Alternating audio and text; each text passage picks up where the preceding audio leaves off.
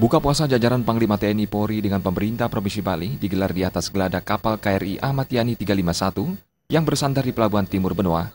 Panglima Komando Armada RI Kawasan Timur, Laksamana Muda TNI Darwanto menekankan, sebagai bagian tugas untuk menjaga keamanan wilayah keutuhan dan kesatuan NKRI merupakan harga mati.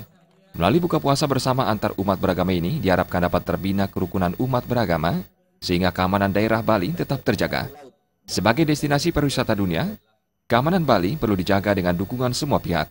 Disinggung mengenai daerah yang menjadi titik rawan gangguan, Laksamana Muda TNI Darwanto menyatakan tidak ada karena pengamanan semua daerah menjadi prioritas. Hanya khusus di daerah perbatasan diadakan patroli. Hampir seluruh wilayah personil kita diperbantukan dengan Polri untuk menjaga keamanan saat Lebaran.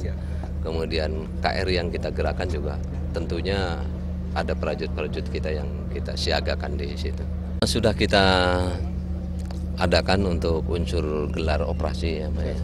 Di mana wilayah-wilayah tertentu di sini kan termasuk tidak begitu bermasalah ya terhadap terutama personil.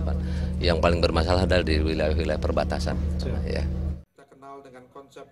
Wakil Gubernur Bali mengingatkan kerukunan antar umat beragama di Bali yang selama ini sudah terjaga dengan baik harus dipertahankan sehingga keamanan Bali tetap terjaga. Konsep Nyama Beraya yang dipegang masyarakat Bali juga dapat diterapkan baik dalam menjalankan hari raya maupun kehidupan bermasyarakat sehingga terbina kerukunan hidup. Terimaja Bali TV.